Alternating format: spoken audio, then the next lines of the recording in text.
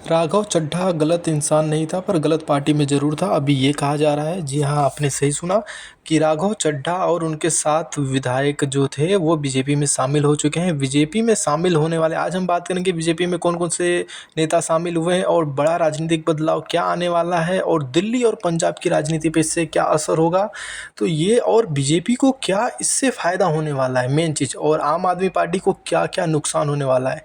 तो ये सब सारी चीज़ों की हम आज इसमें डिस्कस करने वाले हैं। तो सबसे पहले हम आपको बता दें कि राघव चड्ढा और 7 विधायक बीजेपी में शामिल हो चुके हैं। यह फैसला और दिल्ली और पंजाब की राजनीति में बहुत बड़ा बदलाव लाने वाला है। हाल में ही कुछ राजनीतिक बदलाव हुए थे। यह घोषणा उस समय हुई थी जब आम आदमी पार्टी ने हाल में ही राघव चड्ढा को राज्यसभा के उपनेता पद से हटा दिया था और उनकी जगह अशोक मित्तल को नियुक्त किया था। तभी से ही ये दरारें शुरुआत हो गई थी, तभी से ही आम आदमी पार्टी बिगड़ने लगी थी। अब बात करें बीजेपी में शामिल होने वाले आम आदमी पार्टी के कौन कौन से नेता, तो उसमें राघव चड्ढा, अशोक मित्तल, संदीप पाठक, हरभजन सिंह, राजेंद्र गुप्ता, विक्रम सहनी और स्वाति मालवाल, ये सभी जो नेता हैं ये सभी अब बीजेपी में शामिल हो गए हैं।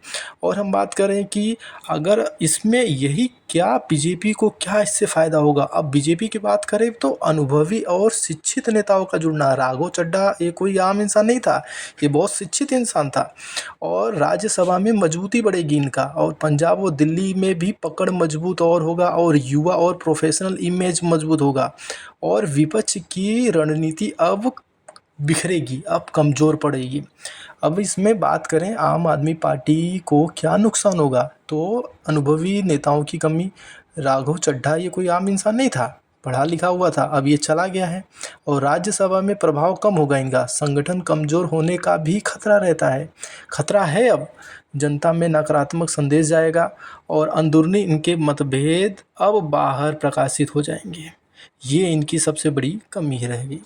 अब इसमें अब ये जो 7 नेता आए हुए हैं तो इनको क्या फ़ायदा, राष्ट्रीय स्तर पर इनको बड़ा मंच मिल गया, सत्ता के साथ काम करने का मौका और नीति निर्माण में भी ज़्यादा प्रभाव होगा और राजनीतिक करियर में अब ग्रोथ होगी, क्योंकि अभी ये बीजेपी के साथ ये ज्वाइन हो गए हैं तो अभी बीजेपी के साथ ही अब इनको आगे बढ़ना होगा।